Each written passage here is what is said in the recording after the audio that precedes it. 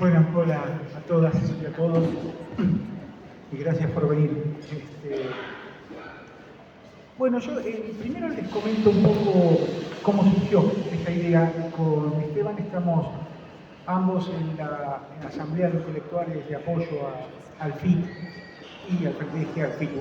Y en una de las reuniones, yo había leído un par de artículos de Esteban y él hizo una breve exposición sobre este tema, digamos, ¿no?, que vamos a abordar hoy.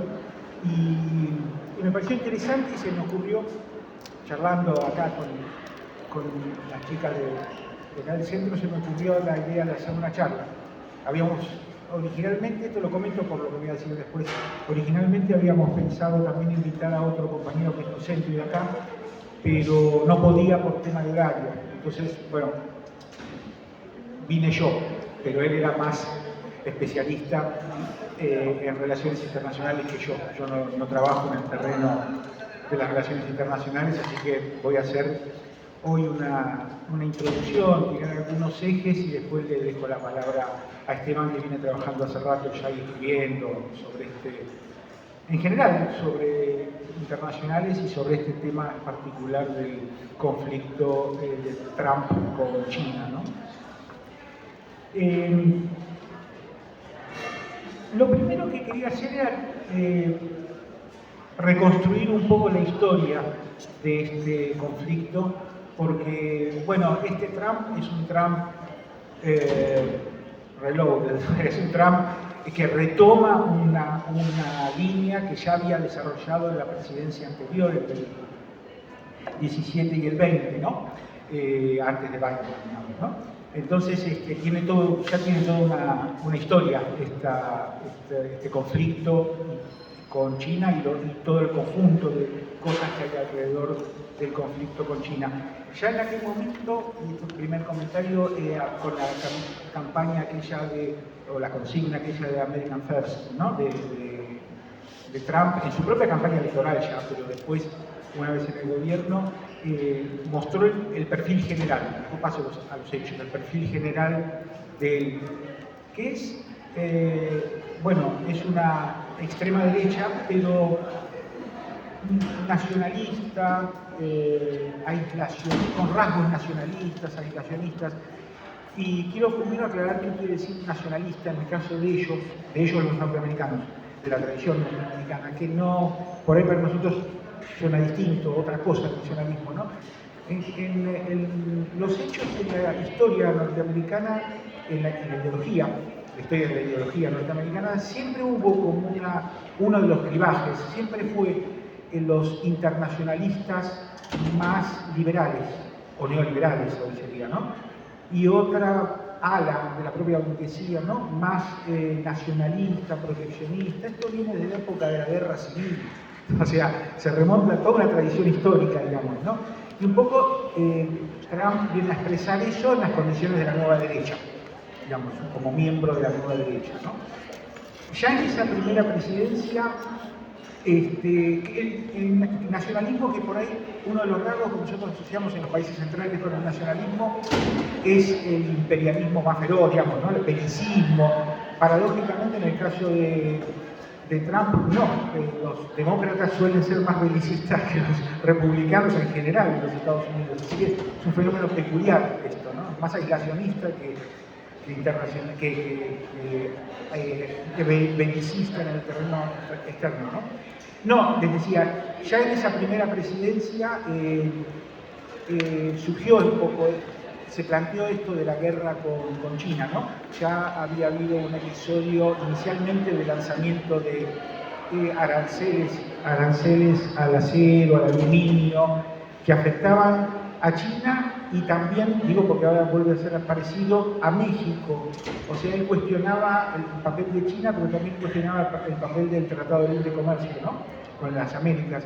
Y bueno, aunque periféricamente, también parte de su ataque fue a México y ahora a Canadá, ¿no es cierto?, que son parte de ese Tratado de Libre Comercio.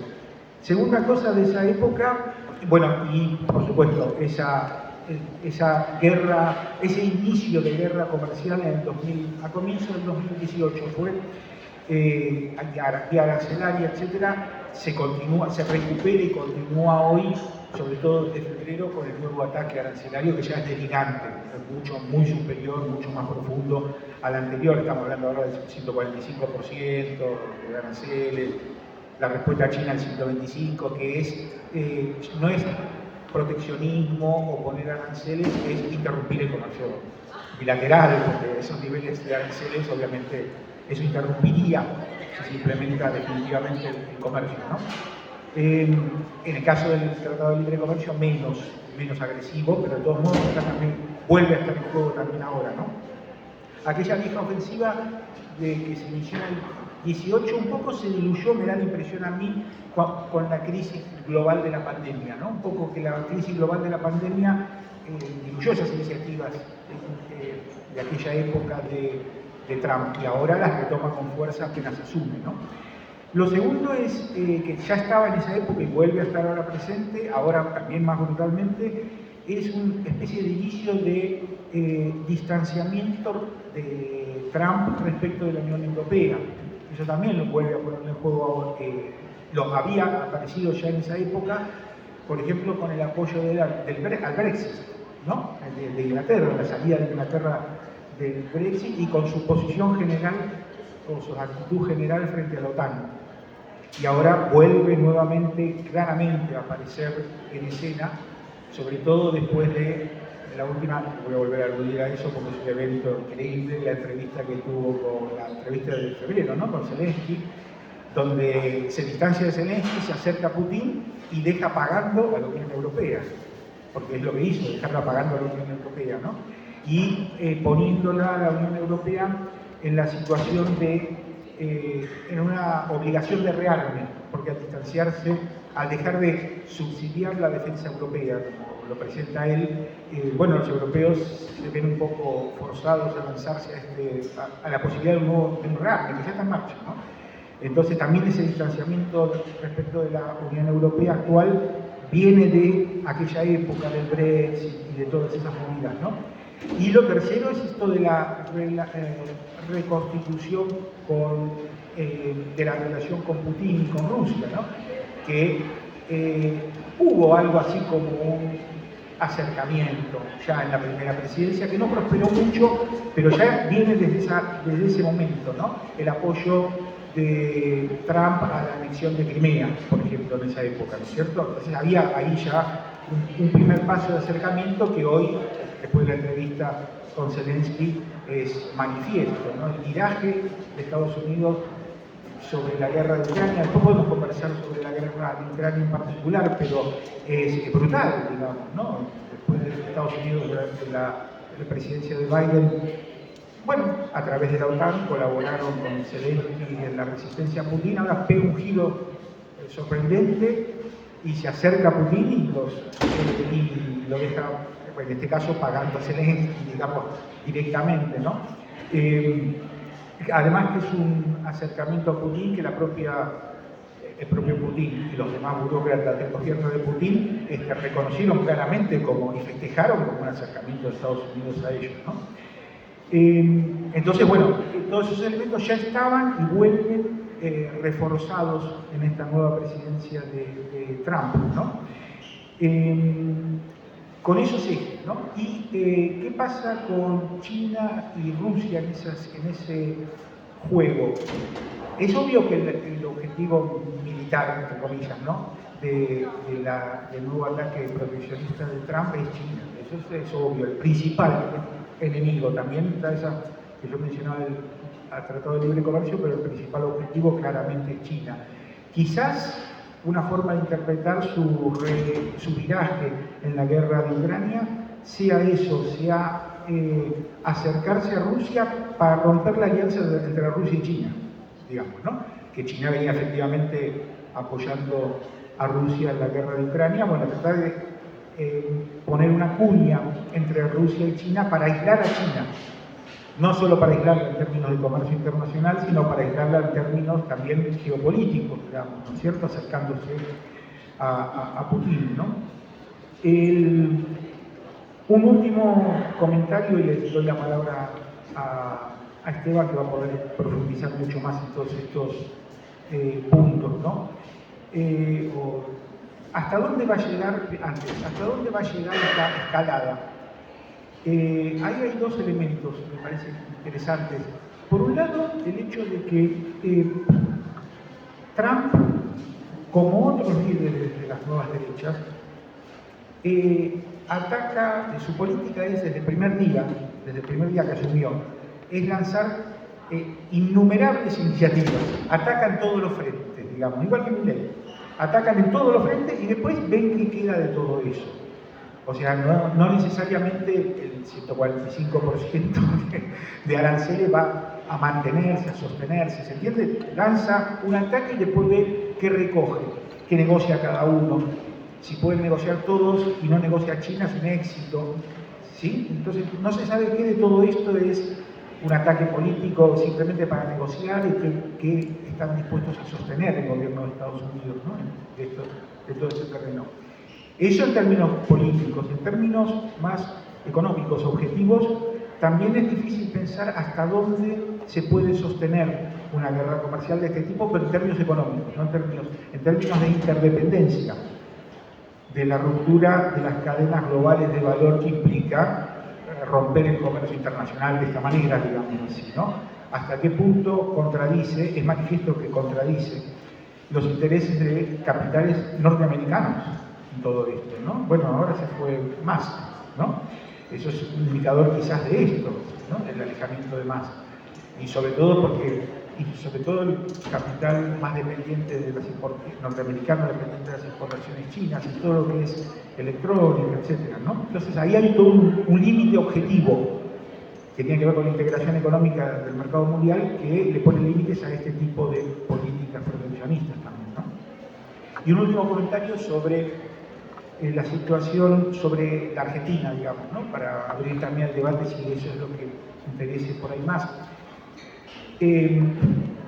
Ahí hay una paradoja que es apenas gana Trump las elecciones, Milei sale corriendo a sacarse la foto, ¿no? Sale al abrazo, corriendo al abrazo de Trump, que parece correr al encuentro como corre un fitito contra un camión, digamos, ¿no? Corre a abrazarse, sacarse la foto contra Trump. Y después la política de Trump contradice la de Milei, porque la verdad es esa. O sea, Trump, como todo nuevo derechista, tiene un montón de rasgos de su política, de su ideología mileístas, digámoslo así. Por ejemplo, toda la cuestión antiecológica de Trump es Milei también, del recalentamiento, toda la política antimigratoria también tiene coincidencia con Milei, todo lo que fue en su momento la política anticuarentena en Milei, el antifeminismo, muchas cosas en común, digamos, pero en orientación de política económica, por ejemplo, Milei es ultraliberal, ¿no? Y el otro es proteccionista, entonces es como vamos y chocamos, ¿no? Esto le sirvió. Y esto, la nota más vergonzosa o el aspecto más vergonzoso de esto fue el viraje en el voto en las Naciones Unidas de la Argentina, ¿no? O sea, Milei asume, invita a Zelensky, presidente de Ucrania. O sea, no es presidente de Uruguay o de Brasil, es de Ucrania. Lo lleva simbólicamente a su asunción y después se abstiene en la votación contra Rusia en las Naciones Unidas, ¿no? Junto con Trump, siguiéndolo él, va más vergonzoso. Este alineamiento, quizás uno puede decir, bueno, le sirvió a Milei para conseguir los 20.000 millones de dólares del FMI, que estaban difíciles originalmente, ¿no? Piensen que Argentina es el principal deudor del mundo del FMI, que el segundo deudor del mundo es Ucrania, pero tiene un tercio de la deuda de Argentina, ¿me siguen? O sea, que la Argentina consiga crédito y el apoyo eventualmente de Trump para que el FMI le conceda el crédito puede ser considerado un éxito de Milei. Pero la política de Trump también puede tener consecuencias en la Argentina. Cierro con esto, no directas, no es que Trump va a atacar a la Argentina directamente, le va a poner aranceles, no es eso. Pero hay que ver qué efectos tiene en general en el mercado mundial la política de Trump, en los dos niveles, tanto comercial, si produce una crisis del comercio internacional, aunque no ataque directamente a la Argentina, si produce, por ejemplo, una caída de los precios de los commodities por colapso del mercado mundial, eso va a afectar a la Argentina. Y en el plano financiero, si se profundiza el malestar, la inestabilidad financiera que está generando también el ataque de Trump a China, también esa inestabilidad financiera global va a afectar a la Argentina justo en un momento de liberación del mercado cambiario, etcétera, ¿no? Frente a esa inestabilidad, la única forma de resistir es con dólares, ¿no? Y bueno, si se caen las exportaciones y se genera más inestabilidad financiera, puede afectar indirectamente, digamos, la posición de Milei, ¿no? Entonces, todo esto es algo que no se sabe a dónde va a concluir, ¿no? Bueno, estos son algunos elementos que tiré así como para la discusión, muy rápido, y después podemos profundizar en cualquiera de ellos, de ese escenario que se está abriendo, ¿no? Le dejo la palabra a Esteban. Gracias.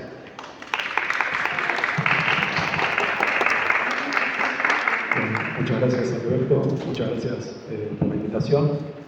Bueno, como decía Alberto, esta charla surgió en instancias de los intercambios que iniciamos en el espacio de la Asamblea de Intelectuales Socialistas, que se viene reuniendo con participación de mucha gente que está en la docencia, en la investigación y demás, en distintos lados del país, que es un espacio que el año pasado organizó, por ejemplo, las jornadas por un futuro comunista, que probablemente este año se van a realizar efectivamente la segunda parte de este año, digamos, y seguramente habrá actividades también aquí. Bueno, coincido con muchas de las cosas que ya dijo Alberto. Yo quería empezar, digamos, planteando como elemento para pensar las coordenadas para analizar este problema.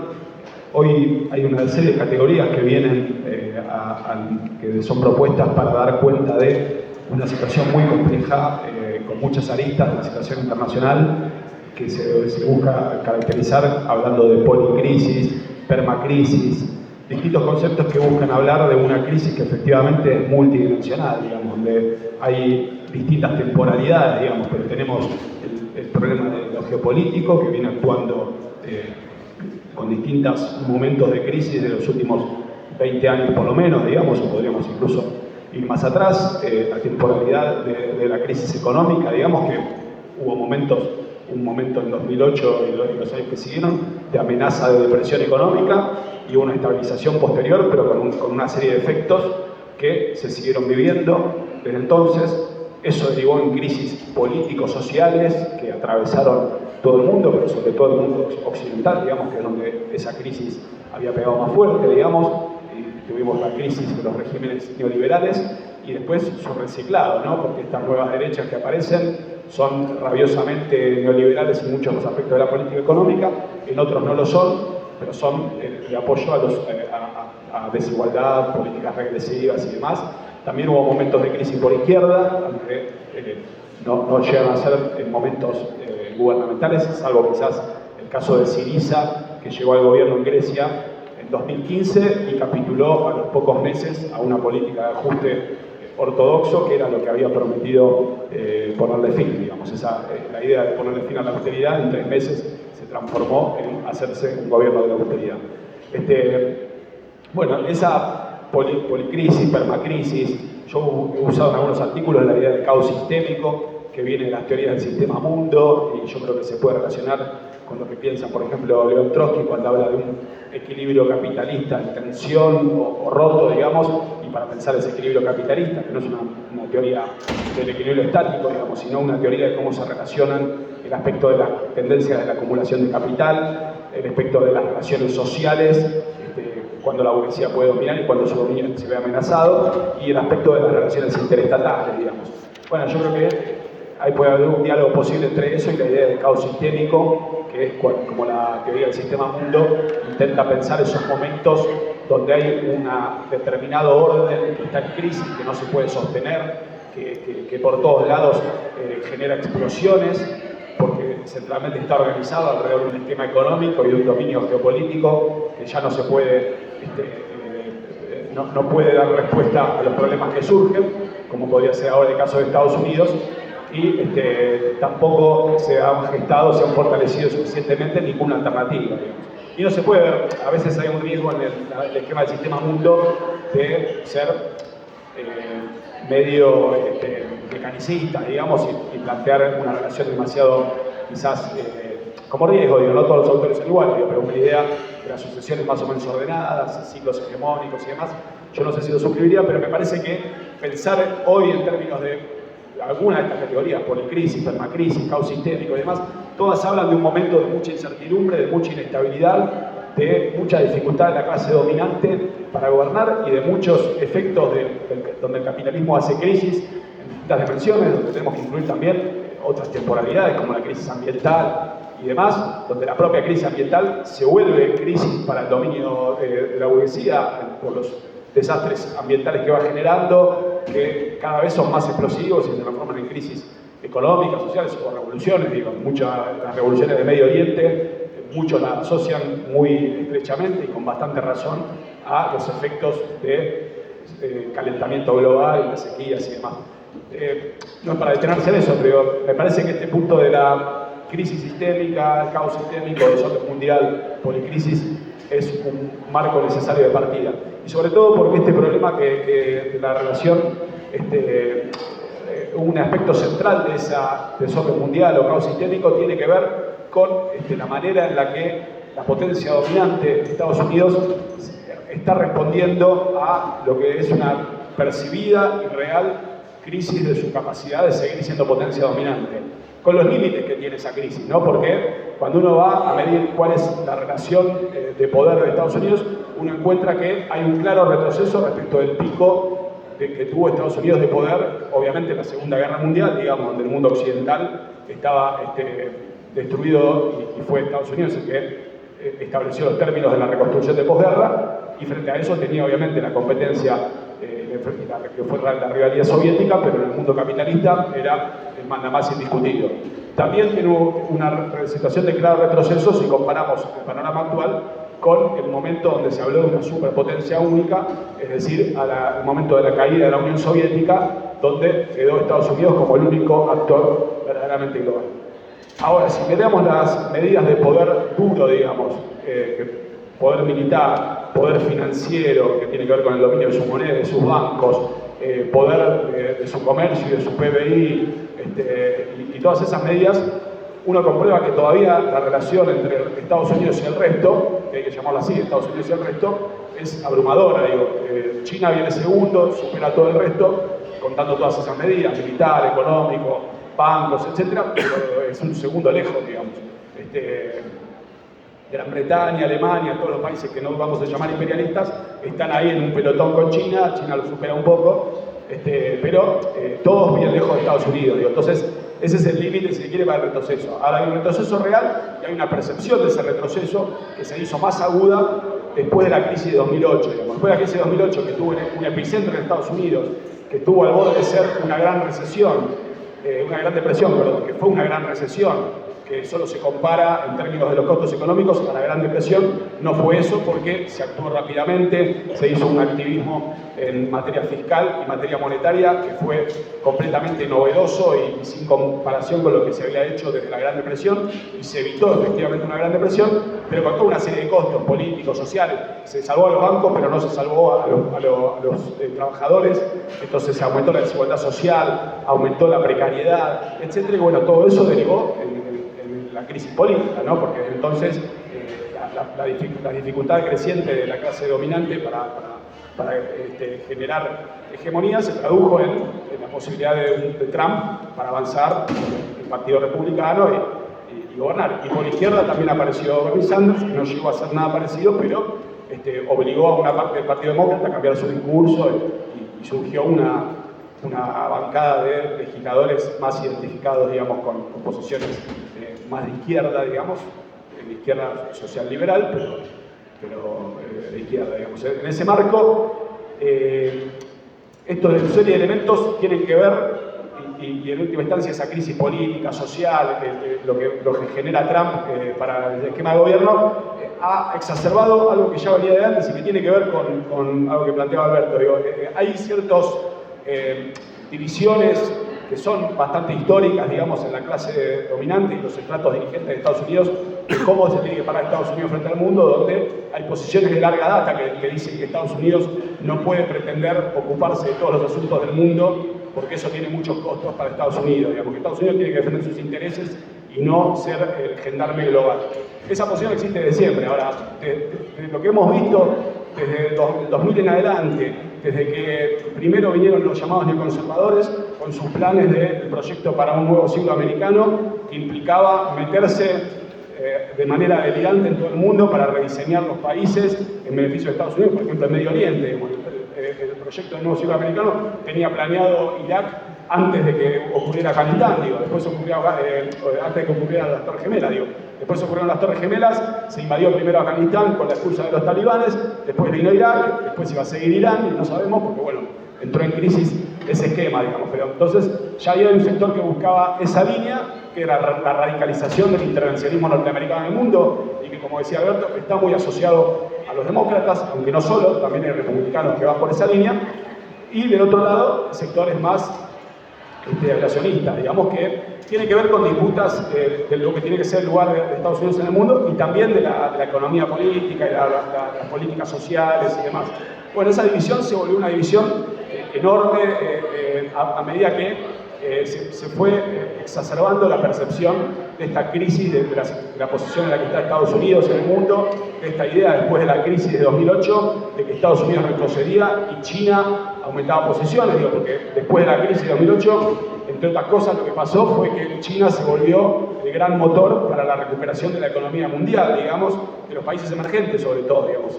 No sé si se acuerdan que en Argentina en ese momento y en otros países hablaba de un desacople, gracias a China, había una economía a dos velocidades, digamos, donde Europa y Estados Unidos, sobre todo Europa, estaba muy débil económicamente, casi no crecía, y China crecía, no crecía al 10%, pero crecía al 6 o 7, y arrastraba a economías como Argentina, que después del 2009, un cimbronazo, digamos, en 2008-2009, crecía al 3-4%, tasas muy buenas, digamos, para lo que eran son los parámetros históricos, digamos, con exportaciones que se recuperaban gracias a China. Bueno, en todo ese marco y con el trasfondo de esta crisis político-social haciéndose cada vez más exacerbada, lo que vemos en Estados Unidos desde Obama en adelante son bloqueos, divisiones cada vez más crecientes en todos los terrenos. Por empezar, Estados Unidos tiene más problemas para votar presupuesto que Argentina. Argentina hace 4 años que no tiene presupuesto, porque 3 años estoy exagerando, pero bueno, en todos los años en Estados Unidos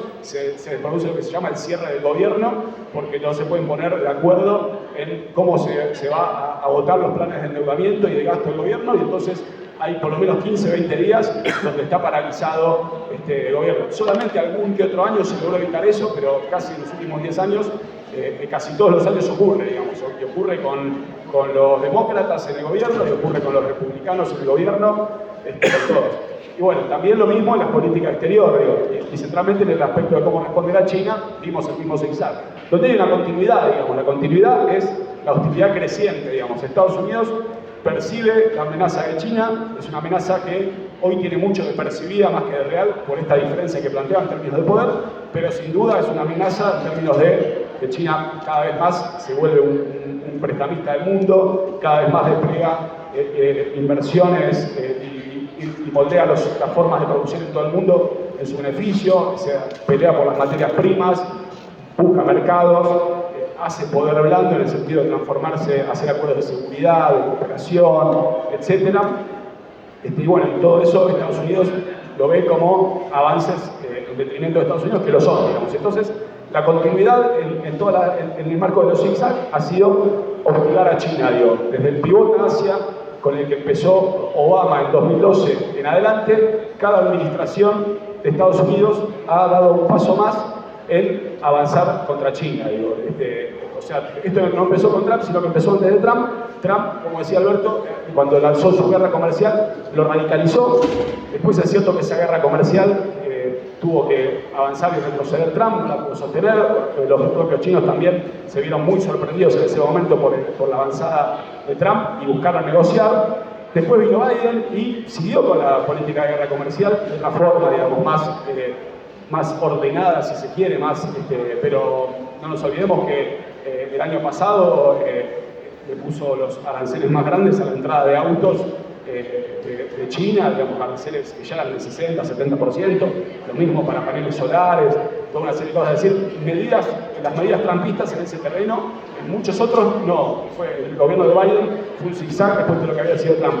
Ahora, en la materia de hostigar a China y no dudar en recurrir incluso al arsenal de las políticas comerciales proteccionistas como las de Trump para hostigar a China, ahí hubo una continuidad. Y después viene Trump, y obviamente es de vuelta un giro de 180 grados en todo, porque salvo en esto de hostigar a China, y es el momento en el que nos encontramos, ¿no? Pero entonces, pensar el desorden mundial y cómo en ese desorden mundial esta percepción y realidad, que son los dos niveles en los que van de la mano, se percibe mucho más al retroceso de Estados Unidos de lo que es, y cómo la clase dominante y los estratos dirigentes de Estados Unidos exacerban sus divisiones históricas en los marcos de esta percepción de ese retroceso, es un punto muy importante. Bueno, en ese marco tenemos el gobierno de Trump, que, como decía Alberto, si uno mira sus políticas, son las políticas del gobierno anterior, pero son esas políticas recargadas. Son recargadas, por un lado, porque Trump aprendió y busca avanzar más rápido, y porque Trump tiene más poder. O sea, Trump no controlaba a los republicanos como los controla ahora, en su gobierno anterior. Se había visto obligado, para poder llegar al gobierno, de aceptar toda una serie de funcionarios que buscaban modelarlo a Trump. Y de hecho había funcionarios, incluso de segunda línea, que le decían a los diarios públicamente: ustedes no se preocupen porque está Trump, pero yo me ocupo de sacarle la lapicera para que no pueda firmar su locura. Y se lo decían a los medios, y los medios lo publicaban como diciendo: bueno, quedémonos tranquilos, Trump es un delirante, pero por suerte hay gente que le saca la lapicera y lo deja impotente, digamos. Que fue así hasta ahí, digamos, porque tampoco puedes hacer eso con el presidente, pero fue bastante eso. Después no tenía control de las dos cámaras, digo, o sea, no solo el Partido Republicano no le respondía, sino que el Partido Republicano tampoco era mayoría. Recién, al final de su mandato, pudo poner una mayoría conservadora en la Corte Suprema, que también es una cuestión muy importante que no tuvo en su mandato anterior y que sí tiene ahora. Y finalmente, la propia clase dominante, el empresariado y demás, había una resignación con la llegada de Trump, que es muy distinta, o parcialmente distinta a lo que fue su mandato anterior. Si uno mira, por ejemplo, la foto del día que asumió, estaban todos los jerarcas de las tecnológicas ahí parados, listos para saludar. Es decir, no solo estaba Elon Musk, que era funcionario hasta hace poco, sino que estaba Jeff Bezos, estaba Zuckerberg, estaba el CEO de Google, que siempre me olvido el nombre, estaban todos ahí en primera línea, digamos. Jeff Bezos le ordenó a su diario, el Washington Post, que en su gobierno anterior se había pronunciado por los demócratas y había sido muy opositor, le ordenó que no se pronunciara las elecciones, y de hecho cambió bastante la línea editorial después de que Trump efectivamente ganó, para ser más un medio libertariano, por decirlo de alguna forma, digamos. O sea, no es la idea de Trump, pero es más comulgado con menos ser un medio más de la ideología liberal general y más rabiosamente pro-empresario, digamos, de una línea distinta a la de Trump, pero adecuado a estos tiempos, digamos. Entonces, es un Trump más fuerte para hacer una política de administrar esta situación de que Estados Unidos es un poco más débil en el mundo y concentrarse en defender los intereses de Estados Unidos. Bueno, en ese marco hizo las cosas, como decía, más y más rápido, y eso, bueno, como decía Alberto, sobre todo se expresó en lo comercial, digamos, donde si antes ponía aranceles del 30%, ahora pone aranceles del 80%, del 70%. Bueno, con China llegó hasta el 145% en una serie de escaladas, digamos, donde le puso aranceles, China le respondió con más aranceles. Ahora, todo eso también fue una cosa que duró una semana, digo, porque a los pocos días de empezar ya dijo: bueno, no se preocupen que la tecnología crítica, las computadoras, los teléfonos y demás, todo eso sale de todo arancel. Ni siquiera tiene el arancel ese básico que tiene todo, que es del 10%, no, ningún arancel. Entonces ahí significa que el 30% de lo que le compra China ya quedó afuera del conflicto, digamos, y que de hecho es la crema del negocio a la China, digamos. Más interesante es exportar teléfonos o computadoras que exportar acero, ¿no? Entonces, eso quedó afuera del conflicto. Y el resto, a las pocas semanas, dijo: bueno, todos los países que no se hicieron los locos, que no me respondieron mis aranceles con más aranceles, con todos esos abrimos una negociación para ponernos de acuerdo, 90 días a negociar. Entonces después quedó una cosa que parecía solo con China, digamos. Entonces uno se preguntaba que esto era todo para pelearse con China. Y bueno, sí, pero a las pocas semanas de vuelta, China también se abre una negociación donde los aranceles quedan más altos que con el resto, sigue habiendo algunos aranceles más elevados, que cobran 30% en vez de dejar el 10%, pero se abre una instancia de negociación. Entonces, hoy estamos en un momento de tregua, que no sabemos qué va a pasar. En un mes se termina el 9 de julio, es la fecha donde se va a conocer si hay acuerdo o no con todo el mundo. Un mes después es la fecha con China, porque al haber dictado la tregua más tarde, también es más tarde la fecha límite. Y bueno, no sabemos realmente qué va a pasar. Y no sabemos qué va a pasar por varias cosas, digo, que abren a las preguntas, digamos, que uno tiene sobre cuál es la intencionalidad de Trump. Porque Trump es más fuerte. Lo que no sabemos es realmente, por empezar, si piensan los aranceles como la palanca general de su política proteccionista o si la piensa como un vehículo para negociar otra cosa. Porque si uno mira a algunos de los principales asesores, como el secretario de Comercio o el jefe de asesores el jefe de asesores económicos, que son Scott Bessent y Stephen Miller, bueno, esos dos funcionarios, antes de ser funcionarios, decían que hacía falta que viniera un Trump para poner aranceles muy altos y sentar a la gente a negociar con la excusa de bajar los aranceles, que le hicieran concesiones.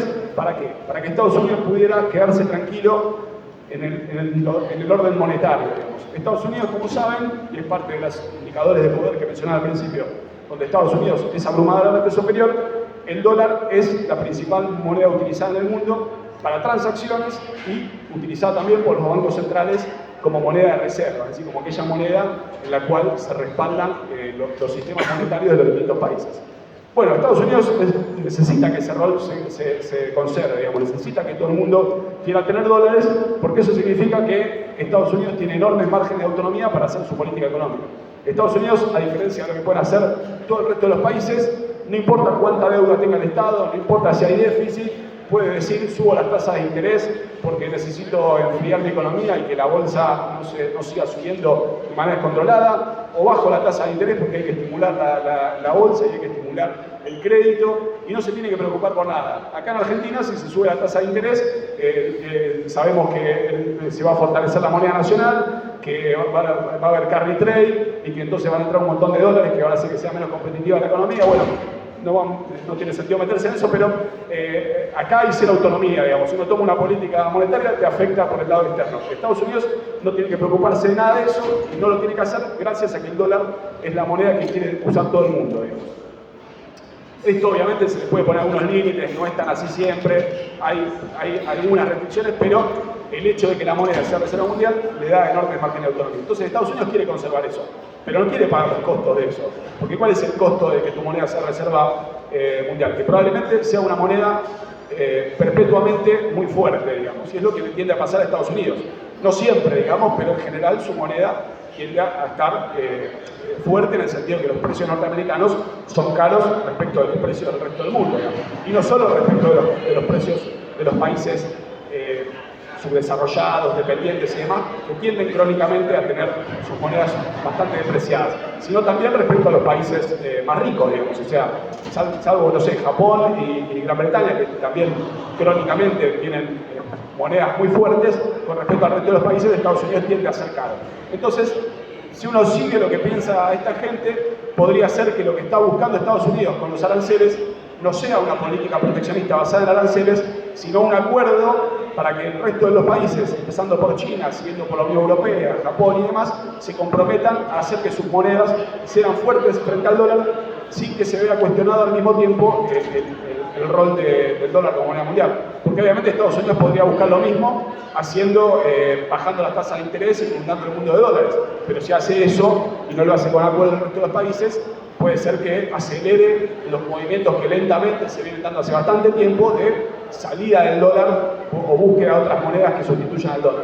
Como no quiere eso, esta vía de un acuerdo a través de la amenaza de los aranceles podría ser una forma de lograr eso. Pero esta es una interpretación, no sabemos si es esto realmente lo que está como objetivo de la política de Trump. También puede ser que el objetivo sean los aranceles o otras concesiones económicas o geopolíticas o lo que sea, y eso hace muy difícil pensar cuáles van a ser los términos en los cuales puede haber un acuerdo realmente que tiene que estar en semanas, digamos. Para un acuerdo el 9 de julio es difícil creerlo. Después está la pregunta de qué va a hacer Trump si ese acuerdo no ocurre, digamos. Porque la otra pregunta es si esto del acuerdo fue una estratagema audaz de alguien que sabe negociar o fue un recule obligado por el hecho de que se disparó la crisis, digamos. Como mencionó Alberto, la primera respuesta de los empresarios y los financistas y quienes invierten en los mercados, cuando vieron que lo de Trump iba en serio y que quería hacer mucho más de lo que ya hizo en la administración previa, fue un desplome bursátil, digamos. Un desplome bursátil que empezó a poco de andar el gobierno de Trump y se aceleró después del 2 de abril. El 2 de abril fue el día que empezaron a regir los aranceles. Bueno, después de ese día se hundieron los mercados mal, siguieron hundiéndose durante días. Durante días Trump dijo, no importa que los mercados se hundan hoy porque lo que estamos haciendo es maravilloso y vamos a reestructurar la economía y entonces ahí todos los negocios los van a estar bien, así que no vamos a cambiar la política. Y a los 2 días hizo exactamente eso, cambiar la política, que es lo que estaba diciendo que no iba a hacer. Y muchos de estos funcionarios que dicen que lo de Trump es para hacer estos acuerdos monetarios y demás, quedaron con el pie cambiado, digamos, porque hasta hace 10 minutos antes de que Trump diera vuelta en círculo, estaban diciendo que Trump no iba a cambiar su política. Entonces eso le resta, por un lado le resta credibilidad a cuánto Trump pueda volver a poner los aranceles el 9 de julio.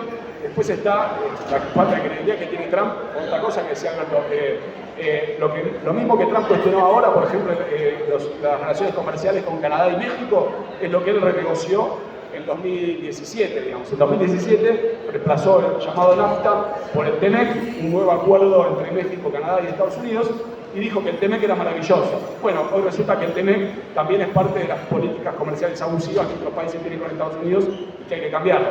Ahí también, si vos negociaste una cosa y dijiste que era buenísima y ahora decís que es una porquería, también se te pierde credibilidad y también se pierde confianza en que lo que se acuerde con vos, lo que se acuerde con Trump, se vaya a sostener, digamos. Entonces, todos esos elementos le agregan incertidumbre a una situación en la cual es difícil elegir realmente los objetivos. Por último, digamos, para pensar este problema de los objetivos y la coherencia que puedan tener. Se habla de que o lo que viene diciendo Trump y sus funcionarios es que el objetivo es la reindustrialización de Estados Unidos, digamos. Ahí se abre otra pregunta, digamos, ¿qué significa esa reindustrialización de Estados Unidos? Por empezar, se dice que esa reindustrialización es para recuperar los trabajos en Estados Unidos. Pero bueno, eso es completamente sin sentido porque la única industria que Estados Unidos quizás podría eventualmente, bajo ciertas condiciones muy poco probables, recuperar, es una industria sin trabajo, digamos. O sea, si vuelve la industria de Estados Unidos, es una industria basada en Internet de las cosas, basada en la robotización, basada en toda una serie de cuestiones que hacen que la creación de empleo sea, en el mejor de los casos, marginal y en el peor, inexistente, digamos. Y el otro problema es que incluso para lograr eso, tendrían que darse una serie de condiciones que hoy han desaparecido en Estados Unidos. Digamos, Estados Unidos, al calor de lo que planteaba Alberto, de las cadenas globales de valor, abandonó de manera sistemática durante años todas las capacidades de lo que tiene que ver con ingeniería, con manufactura, toda una serie de aprendizajes, conocimientos que significa formar en las academias, en las técnicas y demás, formar un ejército de millones de una fuerza laboral capacitada para eso, que no lo existe. O sea, básicamente lo ha relegado, digamos. O sea, las mayores profesiones, lo que más desarrolla Estados Unidos, ha estado vinculado a el diseño de producto, a la parte informática y demás. La parte ingenieril se piensa que se puede resolver muy fácilmente, pero no se puede resolver muy fácilmente, y Estados Unidos la tiene hoy mucho menos de lo que la tiene China, de lo que la tiene India, de lo que tiene una serie de países. No solo la capacitación de esa gente, sino la práctica, digamos, porque tampoco es una cuestión solamente de los conocimientos, sino que tiene que haber una práctica, aprendizaje. La manufactura se desarrolla aprendiendo a hacer las cosas, haciéndolas, probando, errando. Sin ese aprendizaje no se hace eso un día para otro. Entonces, creer que eso lo vas a traer de afuera por un cambio en el valor del dólar es un ejercicio de mucho optimismo. Y después está el problema de las infraestructuras, toda otra serie de cosas de las que Estados Unidos ha ido abandonando, porque si vas a hacer cadenas de valor globales en las cuales los proveedores van a estar afuera del país y demás, no tiene sentido preocuparte por determinadas infraestructuras o vinculaciones locales entre las ciudades fabriles y las ciudades consumidoras. Si van a venir del puerto los productos, porque las cadenas globales de valor, las propias empresas de Estados Unidos van a producir afuera, bueno, vas a reforzar esos vínculos, no el vínculo entre una Detroit, que ya no existe, ¿no? Pero entre las ciudades fabriles internas y los centros de consumo locales. Entonces, hay toda una serie de incógnitas sobre, incluso si esa fuera la política y si tuviera una cierta coherencia, qué viabilidad podría tener. Bueno, en este marco es que está el capítulo de, digamos que es el capítulo central de todo esto, pero es parte de este ideario general de Trump y de sus discursos y demás que van por este lado, que es el enfrentamiento con China, digamos. Que bueno, en primer lugar la primera pregunta es qué tipo de enfrentamiento o rivalidad tenemos ahí, digamos. Eso es importante definirlo con claridad porque aparece toda una serie de ideas que yo creo equivocadas sobre el rol que puede tener China en el mundo, que van asociados a decir que China es un modelo del capitalismo neoliberal porque es una forma con mayor intervención estatal, o algunos llegan a decir que es una especie de socialismo del siglo XXI, no como el de Chávez, pero sí esa idea, digamos, no sé, tenemos, acá no aparece tanto, pero en Brasil, Elida Yabur y otros autores dicen que es un socialismo, digamos, con características chinas, que es lo propio que dice la burocracia, pero elaboran teorías sobre eso, le dan fundamentos y demás. También aparecen autores que a lo mejor no se pronuncian tanto sobre eso, pero plantean que China puede ser un fiel, junto con los BRICS y demás, puede ser un fiel en la balanza global, generando no solo lo que hay efectivamente en muchos asuntos, que es una multipolaridad, que efectivamente puede ser una descripción, porque hay rasgos de multipolaridad en el mundo, sino que puede ser un fiel benigno como un contrapeso a los imperialismos históricos, digamos. Porque bueno, se dice que China no despliega políticas imperialistas, que cuando presta no están las intenciones expoliatorias de los viejos imperialismos y demás. Bueno, obviamente, si uno se pregunta si China es un imperialismo que tiene un track record, una historia comparable a la de Gran Bretaña, a la de toda Europa continental, que ha hecho horrores, o a la de Estados Unidos recientemente, no tiene eso. Eso es claro que no es así. Pero eso no significa que lo que estamos viendo es un despliegue incipiente de una potencia que se basa en intereses hoy capitalistas y que está disputando la primacía en el orden mundial. Entonces, eso es una potencia, una competencia o una disputa entre potencias con rasgos que hoy es un capitalismo, digamos, con características chinas, pero un capitalismo y que ejerce política de potencia, digamos. La disputa con Estados Unidos tiene que ver con eso, digamos, tiene que ver con las condiciones en las cuales se reorganiza el sistema de relaciones mundiales, digamos. Después podemos abrir las preguntas de cómo se ve China, si puede ser, yo creo que su política tiene más elementos de multipolaridad y demás hoy, pero hay una dinámica de disputa, de rivalidad que se vuelve inescapable y que también tiene efectos sobre el propio régimen político chino, cada vez más bonapartista, cada vez más obligado por las tensiones sociales internas y por el enfrentamiento con Estados Unidos también a profundizar los rasgos de militarización de sus relaciones exteriores, más represivo internamente. Todo eso va de la mano y responde a los problemas que tiene China internos, que son muy difíciles, que no tienen que ver con el intento de Estados Unidos de salir al cruce, porque Estados Unidos ha fracasado en toda esta política de salir al cruce del ascenso de China, pero tiene que ver con distintos tipos de conflictos con minorías, conflictos con los sectores que cuestionan la desigualdad, porque no todos digamos, los beneficios del crecimiento capitalista, obviamente porque capitalista no llega para todos. Las políticas con las cuales China estimuló el crecimiento han entrado en crisis que ha tenido que salir a administrar, como por son las crisis financieras, inmobiliarias, etc. Y bueno, todo eso genera tensión. Entonces, esa tensión y la rivalidad con Estados Unidos hacen un régimen más bonapartista y probablemente vayan exacerbando el sinceramiento, por decirlo de una forma, de los aspectos de imperialismo abiertamente descarnado que hoy a lo mejor no vemos. Pero entonces la disputa es una disputa por los términos en los que se organiza el sistema capitalista mundial que atraviesa esta policrisis, digamos. Entonces no es una disputa entre un actor que debamos ver como más bueno que otro, sino que es una disputa en la cual, desde el punto de vista de los pueblos oprimidos, no hay un bando mejor, digamos. Eso me parece importante tenerlo claro, porque es algo que hoy muchas veces se desdibuja y muchas veces se nos invita a pensar que China puede ser un modelo o algo por el estilo, cosa que yo creo que hay que criticar profundamente, digamos.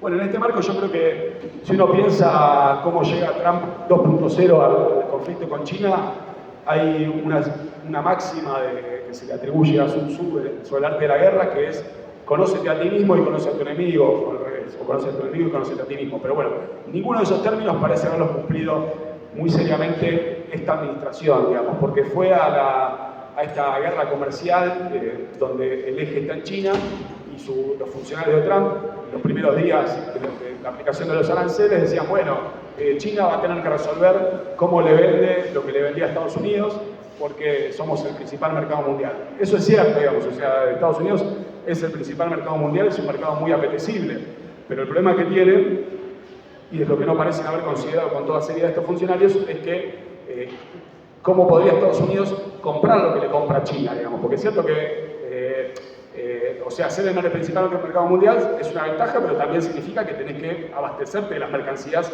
que nutren ese mercado. Y entonces tenés que ver de dónde las podés conseguir si vas a cortar lazos con el principal productor. Sobre todo si ese productor es el 40% de la producción manufacturera mundial, que es casi el número que llega a China, está un poquito menos del 40%. Bueno, la idea de que ese 40% de la producción mundial, del cual la mitad va a Estados Unidos, lo va a reemplazar fácilmente Estados Unidos con otros mercados, o con la producción propia, es falaz, digamos. Hoy Estados Unidos tiene el 10% de la industria, un poquito más, pero no llega al 15%, y como decía, hay toda una serie de interrogantes sobre la posibilidad de que esa industria crezca en inmediato en Estados Unidos. Y bueno, si quisiera desacoplarse de China, ¿dónde consigue las laptops, los teléfonos celulares, toda una serie de mercancías, las cuales muchas son componentes para la producción? Incluso los autos de Elon Musk que se ensamblan en Estados Unidos no se pueden producir sin los insumos de China, digamos. Y esos insumos puede haber otro proveedor, uno a lo mejor que no existe en China, que no habita en China. Los otros 9 son de China, digamos, con lo cual es un reemplazo imposible, digamos. Por eso al poco tiempo de empezar los aranceles tuvieron que decir que los productos como las computadoras y los teléfonos no estaban incluidos en la disputa. La otra pata donde no se cumplió es conocer a tu enemigo, digamos, porque China, como decía antes, en 2018 se vio completamente sorprendida, digamos, por la política de Trump. No podía creer que un presidente norteamericano fuera a ir contra el esquema de las cadenas de valor, dispuesto a tomar una medida que afectaba seriamente las ganancias de las propias empresas norteamericanas basadas en esas cadenas globales de valor, digamos. O sea, ¿cómo un presidente de Estados Unidos puede tomar una medida que haga que el esquema con el que las empresas norteamericanas mejoraron su participación en la apropiación de riqueza global durante 40 años, la trabe, digamos, y la ponga en cuestión? No lo podían creer. Y entonces, no es que China, producto de eso, fue al pie de Estados Unidos, hubo rispideces, China respondió, pero estaba apabullada, sorprendida y buscó negociar. Bueno, ahora China ya la veía venir, digamos, era obvio para todo el mundo que Trump iba a hacer esto, no sabemos por qué los mercados se vieron tan sorprendidos, quizás sí, porque nadie sabía que los aranceles iban a llegar a ser tan altos, pero China tenía su arsenal de medidas que fue poniendo en práctica durante los últimos años como preparación, digamos, medidas que a diferencia de los aranceles de Trump, que golpean tanto a Estados Unidos como a China, son medidas pensadas para contraatacar, maximizando el daño sobre las empresas de Estados Unidos o sobre la economía de Estados Unidos, minimizando el daño propio, digamos. Entonces, eso no significa que China también pueda sostenerse indefinidamente sin el acceso al principal mercado, digamos. Ya de hecho hay indicios de que esta rispidez de unos meses golpeó bastante a la actividad económica china en el corto plazo, digamos, más allá de que el inmediato suspendió las medidas. Pero sí es que se preparó para un enfrentamiento largo donde toda la economía mundial va a sufrir, donde China va a sufrir, donde Estados Unidos va a sufrir y todo el resto del mundo también. Como decía Alberto, esto va a traer disrupciones en las cadenas de valor, vuelta probablemente a los problemas de la inflación mundial, que acá en Argentina nos parece un problema anecdótico hablar de una inflación anual del 6, 7, 8% anual en el mundo, pero para el resto del mundo es una catástrofe porque no están acostumbrados a esas cuestiones. Bueno, eso puede volver cuello de botella y las crisis financieras, que puede ser lo más preocupante y disruptivo. Bueno, pero en ese marco China tomó medidas para no capitular en inmediato. Entonces, no sabemos cómo va a ser el desenlace ni del capítulo de guerra comercial entre Trump y la Unión Europea y México y Canadá, que se va a conocer el 9 de julio, ni sabemos qué va a pasar en agosto con China, pero lo que sí sabemos es que China está más preparada para esta guerra larga, que no sabemos si Trump la va a poder desarrollar, no sabemos si la capitulación de Trump, más allá de los discursos de la negociación, fue definitiva o fue anecdótica. Incluso puede haber acuerdos, puede arrancar concesiones y a pesar de eso volver a la carga, digamos, porque hay una cosa que sabemos de Trump, de la administración anterior, es que si lo que más le gusta, y lo sabemos antes de que fuera presidente, porque trabajaba en reality show, es que si algo le gusta es el show, digamos. Entonces, puede haber un acuerdo y al día siguiente patea el acuerdo y dice que lo que él firmó es una porquería y que China lo traicionó, y así sucesivamente. Entonces, tenemos que convivir probablemente con varios años de inestabilidad, digamos. Lo que sí sabemos es que, como viene pasando, y como dije hace un rato, digamos, en esa disputa con China, Estados Unidos viene encontrando en todas las sucesivas administraciones de Obama en adelante crecientes dificultades para salir al cruce del ascenso de China, digamos. Lo que sí viene habiendo es una situación de creciente exacerbación de la rivalidad entre Estados Unidos y China, y en esa situación hay un aspecto muy razonable en la política de Trump, más allá de toda la incertidumbre y todo el caos que le pone a su método, que es que ese desacople con China, que es al mismo tiempo imposible por la profundidad que tienen las cadenas globales de valor, también es necesario para el desarrollo de la rivalidad exacerbada que se propone Estados Unidos. Digamos. Es muy difícil que haya una guerra extendida entre dos potencias que son profundamente interdependientes. Entonces, ahí hay una necesidad. Ahora, ¿cómo se resuelve esa necesidad? Es lo que no está para nada claro, digamos. Y la política de Trump, con su América Primera y con su vuelta de las industrias de Estados Unidos, no tiene una respuesta coherente. Ahora, esa respuesta coherente o esa incapacidad para una respuesta coherente no significa que no tenga, y yo creo que es lo que vamos a ver desplegarse en los próximos años, es una gran capacidad de daño para la estructura que está, digamos. Puede destruir muchísimo la coherencia de lo que ya está en crisis, porque las cadenas globales de valor vienen perdiendo vitalidad hace tiempo que esta idea de la regionalización, en el sentido del retorno a las industrias, se discute mucho aunque no se concreta. Esta idea del friendshoring, que es solamente radicar empresas en el extranjero en países amigos, es decir, no hacer cadenas de valor que puedan ser muy eficientes económicamente porque ahorran costos, pero que llevan a que las empresas se radican en países donde puede haber conflictos comerciales. Entonces, resituar esas cadenas de valor. Todo eso se discute, hasta ahora no se ha concretado. Es probable que la política de Trump, a los hachazos y con marchas y retrocesos, o incluso teniendo que contentarse con no poder hacer sus aranceles porque la propia clase dominante no le permite seguir con eso y porque las crisis financieras lo vuelvan a obligar a retroceder, igual puede a los golpes ir haciendo algunos reordenamientos de esta economía mundial hacia otra cosa distinta a lo que conocemos hoy, hacia algo que se parezca más a ese desacople que necesitan para que la rivalidad se exacerbe. Son preguntas más que otra cosa porque justamente a pesar de la crisis del proyecto de la globalización y de las cadenas de valor y demás, algo con lo que las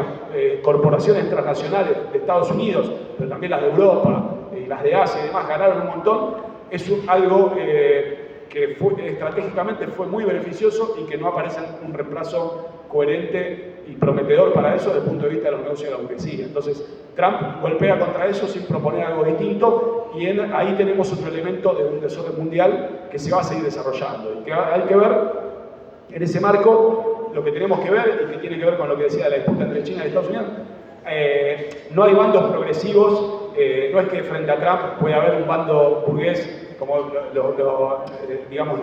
como se presentaban a sí mismos en Estados Unidos, Biden, el Partido Demócrata y demás, como contra la derecha extrema. Nosotros somos el partido, por ejemplo, que defiende las políticas ambientales, nosotros somos el partido que defiende las instituciones democráticas en Estados Unidos, que es el mismo país que, mientras hace eso, apoya descaradamente, apoya, digamos, a Israel en Gaza y demás. o bueno, apoyaron, sustuvieron a Zelensky para que extendiera una guerra con todo, digamos, resistiendo a Putin, pero dándole armas y demás para que se sangraran los dos bandos, digo, que es una cuestión, digamos.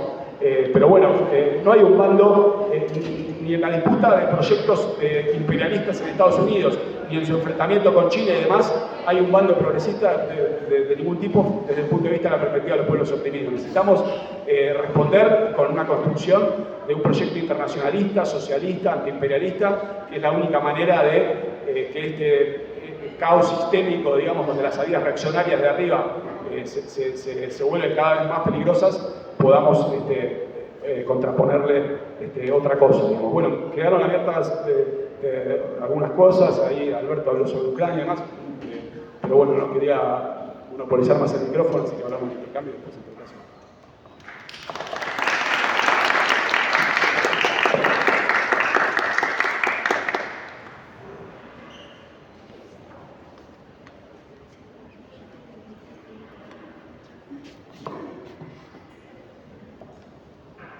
No sé si alguien quiere comentar algo. No, yo igual, pero mientras piensan. No, también esto que decías al final me parece muy importante, o sea, ante tanto proyecto reaccionario y que esta guerra comercial no trae ninguna mejora a la vida de las mayorías populares, eso es fundamental, pensar que hay alternativa y para la izquierda también qué desafíos se presentan. No, y también comentar que también estás presentando un libro, que no lo mencionamos al principio, al Rojo Fuego, lo dije mal, perdón, Rojo Fuego, que también lo vamos a estar presentando mañana en La Plata.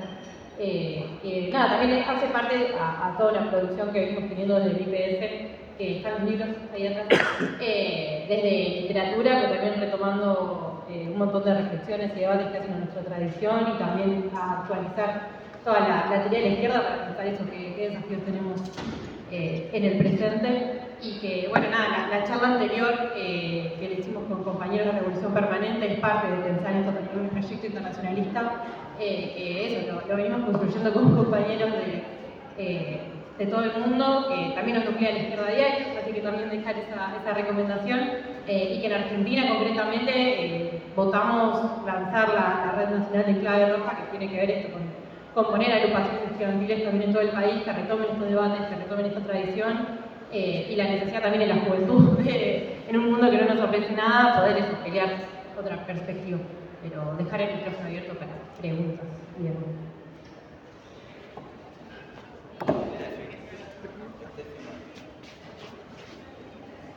Bueno.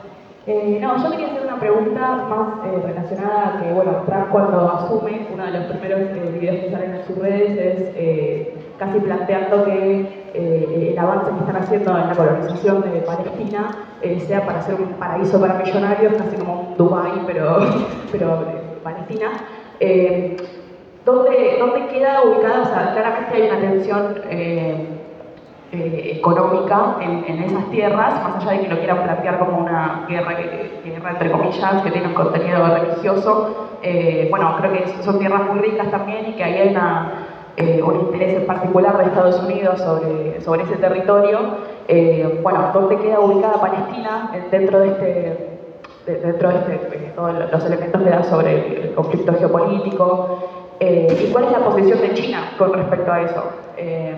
Nada, tenía esa duda, sobre todo porque creo que dentro de poco va a venir el embajador de Israel acá a Argentina y bueno, creo que es un tema que la juventud estadounidense también la tiene muy al tanto, ¿no? Saber qué pasa con Palestina y creo que es muy valioso también ver que hayan juventudes en las universidades, como vimos el año pasado, que planteen que las universidades rompan económicamente con esa guerra, ¿no? Que no aportan. Porque es lo que hace el gobierno de Estados Unidos, no, pero bueno. Milei va a visitar Israel, ahí me aclara. Hola. Sí, yo tenía una consulta porque, bueno, siempre que se habla de la guerra comercial entre China y Estados Unidos, bueno, entre los compañeros de distintas cursadas y demás hay una duda de, bueno, no sé, esto se puede transformar en guerra militar, o sea, cuál es el impedimento que todavía no lo ve, por ejemplo, y si se piensa que en algún momento puede ser la salida esa. No, yo nada, porque son preguntas recurrentes por ahí cuando uno habla sobre la situación internacional, así que bueno, no sé si quien quiera responder cada uno.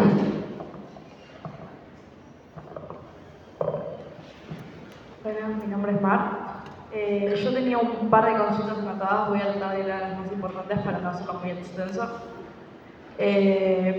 Habíamos dicho que en cuanto a la guerra comercial de Estados Unidos y China, no se podía especular sobre lo que Trump iba a decidir al respecto, pero yo quería hacer una consulta acerca de Milei.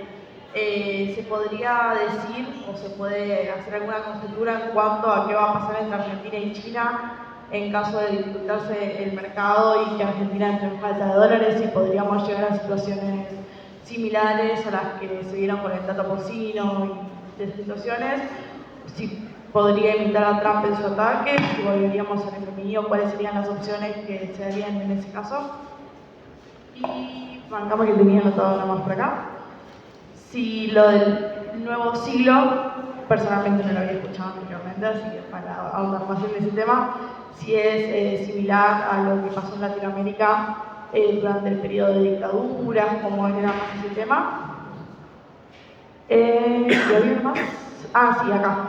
Al principio, cuando hicimos la revisión histórica, habíamos dicho que si bien Trump es una extrema derecha no nueva, sino como reformada, es nacionalista, por lo tanto, e imperialista, es menos belicista a nivel externo que los demócratas.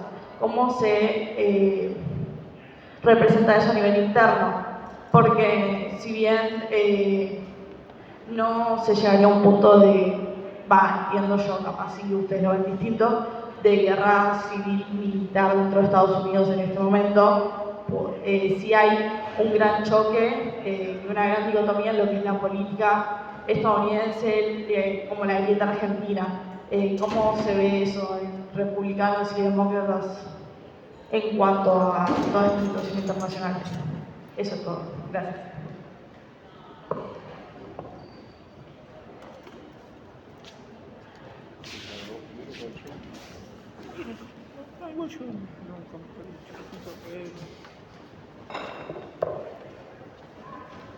Retomo, ¿se escucha? Sí, retomo nada más que un par de cositas que se dijeron. El tema de la guerra abierta, no me parece imaginable la guerra abierta.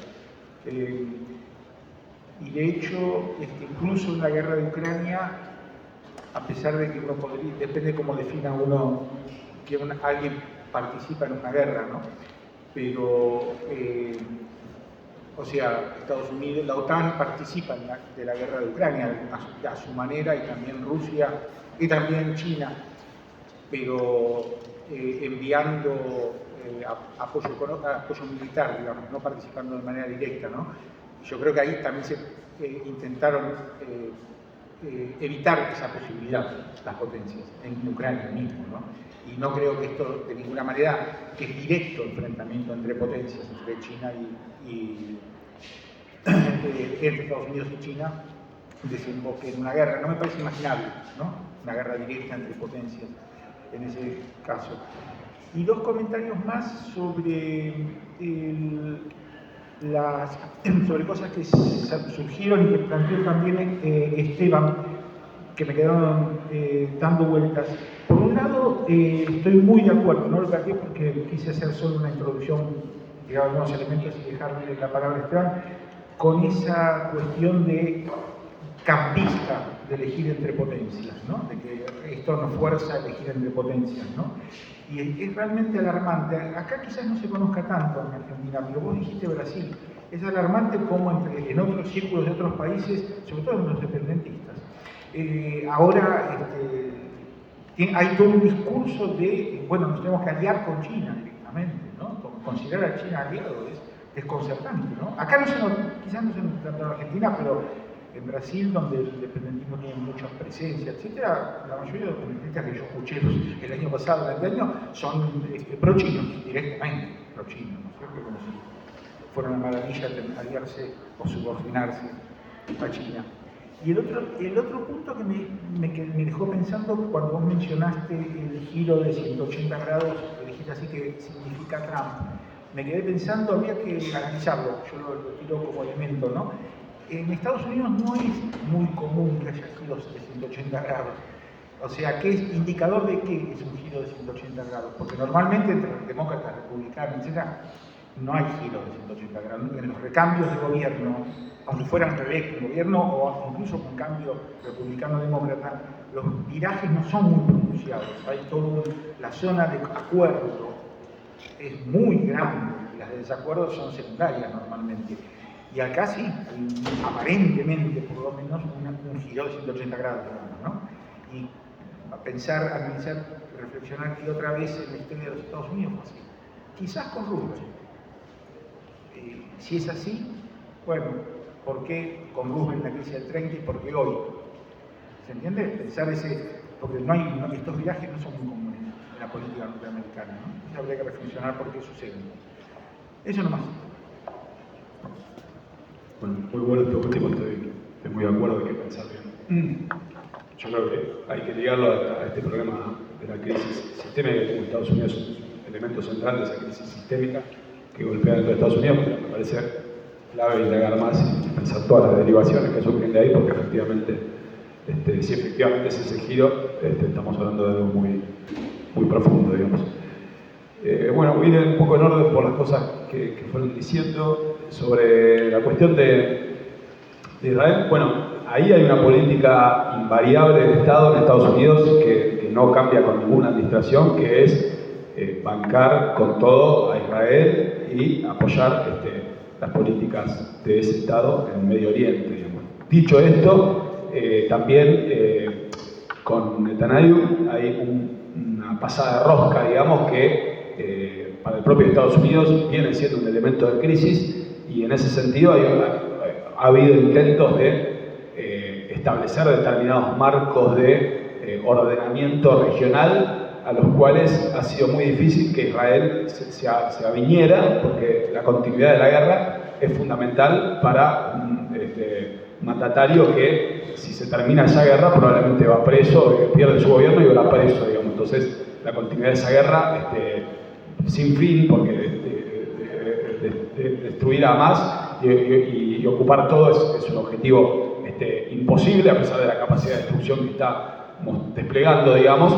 Entonces ahí hay un elemento de crisis. En ese marco yo creo que obviamente Trump, el negocio y el interés económico de Estados Unidos y su desproporcionada imaginación sobre la capacidad que tiene para construir escenarios donde tira una propuesta, se la aceptan y cambió el mundo, entra en juego, todo se mezcla, digamos. ¿Cuánto hay de ambición de negocio? ¿Cuánto hay de imaginarse que ahí va a poder poner una cadena de hoteles y demás? ¿Y cuánto hay de una idea de que va a conseguir el premio Nobel? Porque otras cosas que Trump está buscando, entre otras, es también un premio Nobel como el que le dieron a Obama, digamos. Eso también es parte de lo que se imagina, digamos.